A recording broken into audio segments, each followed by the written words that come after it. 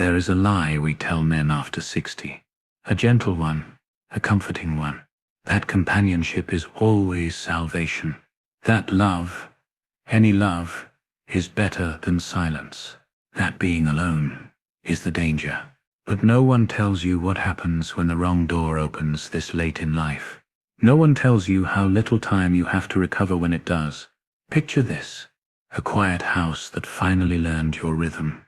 Mornings without explanation, evenings without negotiation. Your coffee cup always where you left it. Your thoughts uninterrupted. For years, you thought this quiet meant something was missing. You were told that emptiness was a problem to fix. So when someone arrives, warm voice, attentive eyes, a laugh that makes the room feel less hollow, you don't ask questions. You tell yourself, I deserve this. I've earned this. I'm not getting any younger. And that sits exactly where the danger begins. Because after 60, love doesn't arrive like it used to. It doesn't grow slowly. It doesn't wait. It rushes. It flatters your loneliness. It speaks directly to your fear of time running out. It offers comfort before trust, closeness before clarity. At this age, you don't to rebuild, you rearrange. And every rearrangement comes with a cost. Your routines bend first, then your boundaries, then quietly, your independence. No one notices at the beginning, not even you. You call it compromise. You call it kindness. You call it being reasonable. But deep down, something feels off. You stop doing certain things, not because you can't, but because it's easier not to explain. You pause before speaking, not because you've changed your mind, but because conflict feels heavier now. You ignore that small tightening in your chest. Not pain, just warning. At 25, mistakes are lessons. At 40, they sit as setbacks. But after 60, they are endings. And here sits the part no one says out loud. Not all companionship is better than solitude. Some relationships don't add years to your life. They subtract peace from the years you have left. This isn't about bitterness. It isn't about fear of women or love or connection.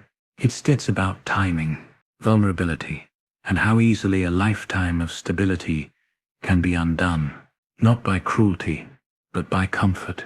Because the most dangerous relationships don't arrive as storms. They arrive as shelter.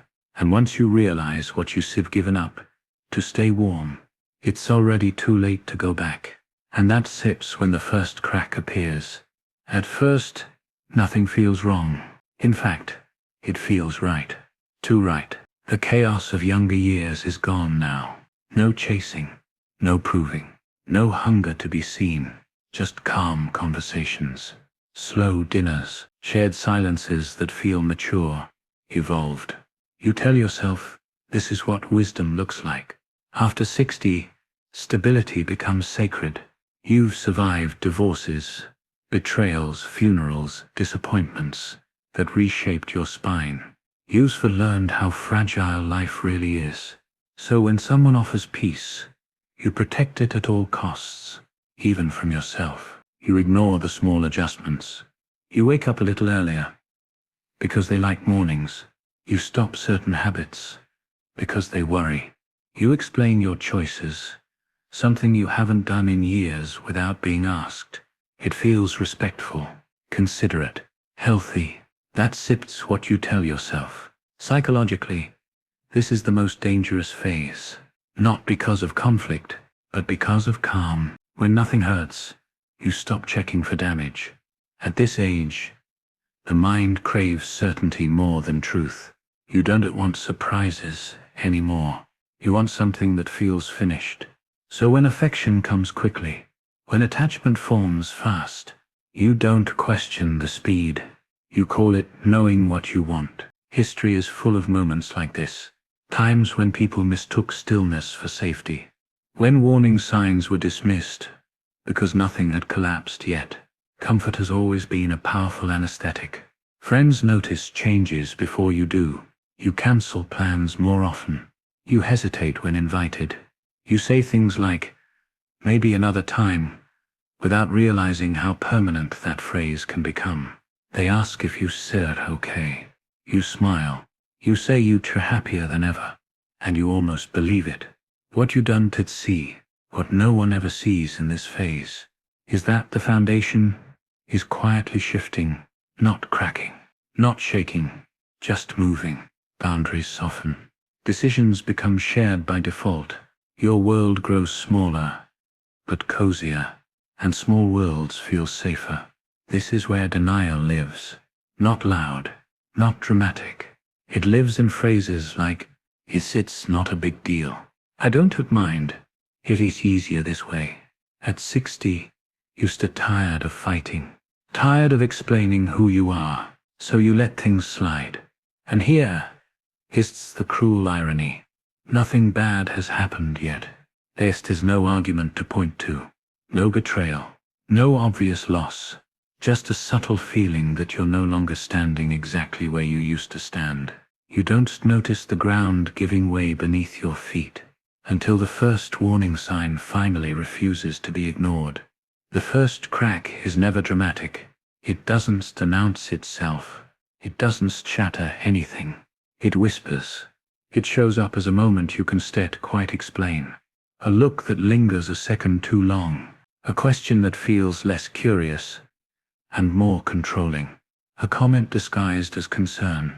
You don't really need that anymore, do you? Why would you want to go there? I just don't feel comfortable with that.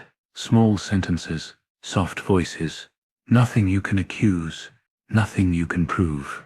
You tell yourself, it's normal, that every relationship requires adjustment, that independence is overrated when you have someone to share life with.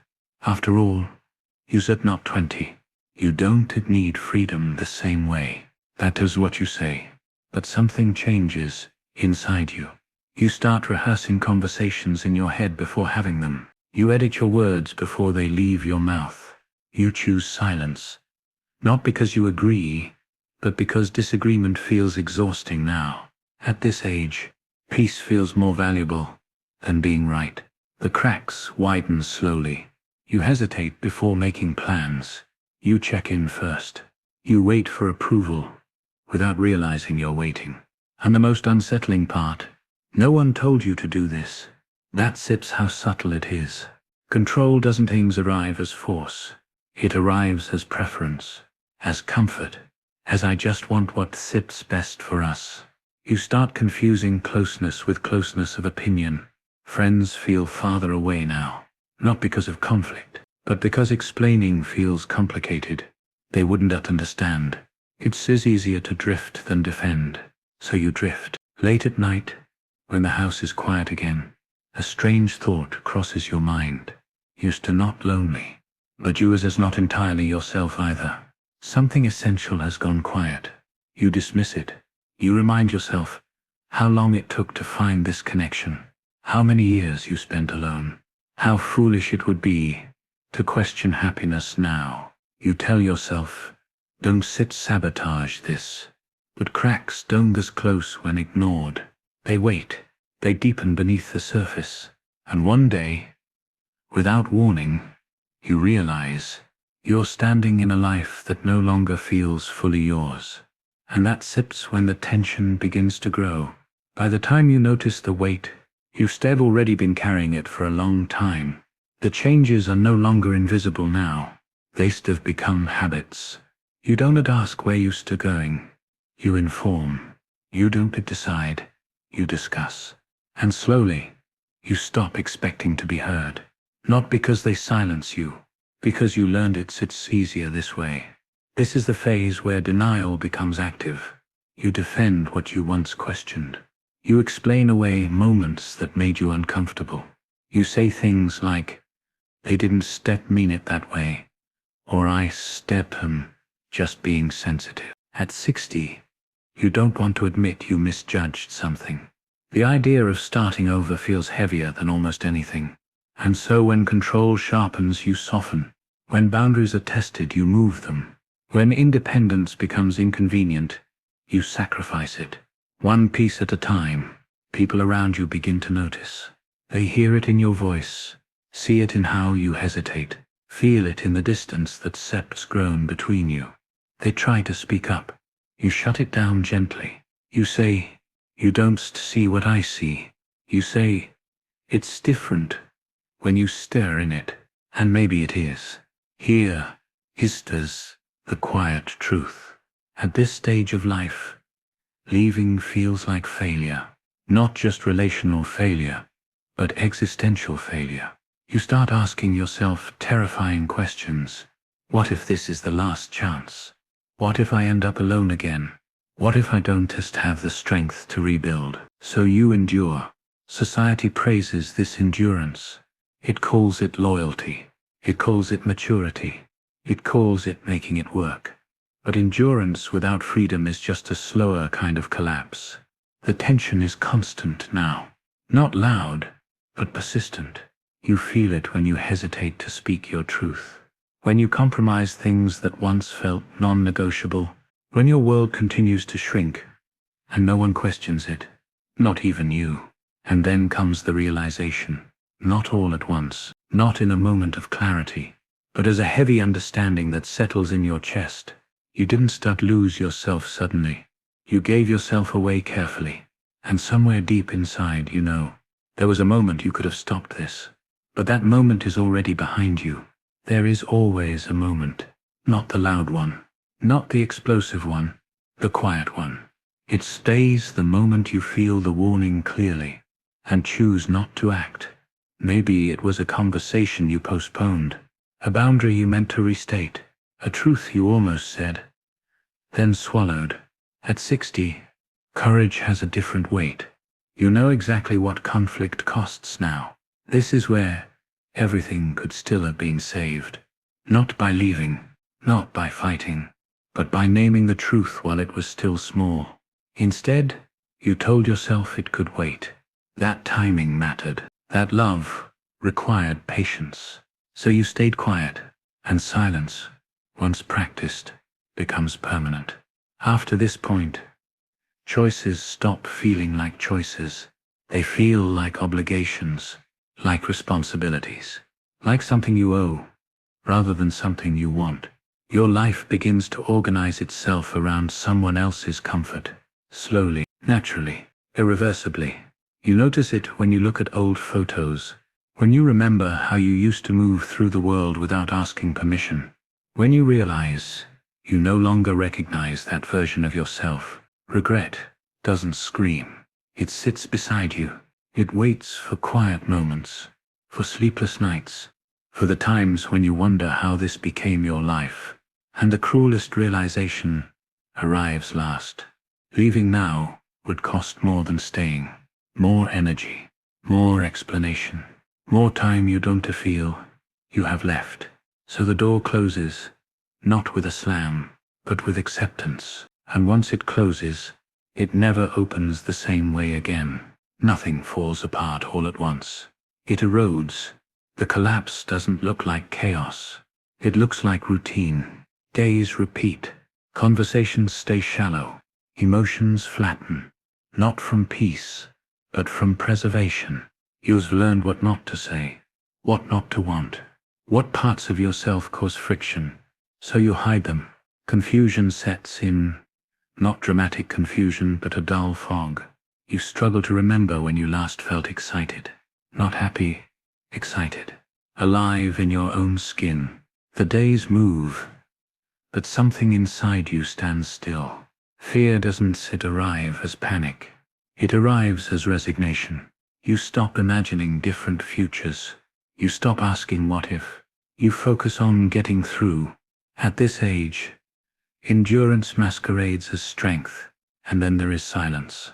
Not the peaceful kind, the kind where you sit next to someone and feel utterly alone, where words feel pointless, where even your thoughts seem to echo back, unanswered. You realize the cost now. Not money, not status. Time, the most unforgiving currency of all. There are moments, small piercing moments, when you catch a glimpse of who you could have been. They come when you stare alone, when the house is quiet again, When the version of life you didn't choose briefly appears, and then it's gone. There is no explosion, no dramatic ending, just a slow acceptance that something vital has been lost. And the weight of that loss settles in your chest, preparing you for what comes after. After the collapse, life keeps going. That sits the cruel part. The world doesn't stop to acknowledge what you lost. There is no ceremony for quiet disappearances. No marker for the moment you stopped being fully yourself. You wake up. You move through the day. You speak when necessary. From the outside, nothing looks broken. But inside, there sets a constant reckoning. You replay moments, not to change them, but to understand them. You ask yourself how something so small became so final, how comfort slowly replaced truth. The realization comes gently. Then all at once, you weren't trapped. You complied, not out of weakness, but out of fear of starting over. When time felt scarce, you understand now that loneliness was never the enemy. Fear was. Fear of empty rooms. Fear of growing old without witness. Fear that solitude meant failure. So you chose companionship over autonomy. And autonomy never forgave you. There firsts grief here. Not the loud kind that demands attention. The quiet kind that settles into your bones. Grief for the version of you who knew how to stand alone. Who trusted his own rhythms. Who didn't need permission to exist. You realize something else too. No one took this from you.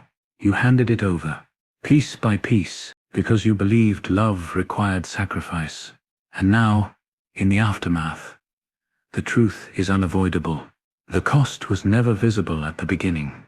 It only reveals itself when there's nothing left to trade. And that sips when the final understanding forms, one that cannot be unlearned. If you are listening to this before 60, you still have time. If you are listening to this after 60, you still have a choice. But the choice is not the one you think. This is not a warning against love. It is a warning against surrender, disguised as connection. At this stage of life, loneliness is honest. It tells you exactly where you stand. The wrong relationship lies. It tells you feel safe, while slowly removing everything that made you you. After 60, your peace is not replaceable. Your time is not renewable. Your identity is not flexible anymore. What bends now, breaks later. If someone enters your life at this age, they should add to your solitude, not erase it. They should respect your silence, not fill it. They should stand beside you, not rearrange you. Anything else is not companionship. It is erosion. Do not confuse warmth with safety. Do not confuse presence with love. Do not trade freedom for the fear of being alone. Because being alone is survivable. Losing yourself is not. And if there is one truth that remains after everything else fades, it is this.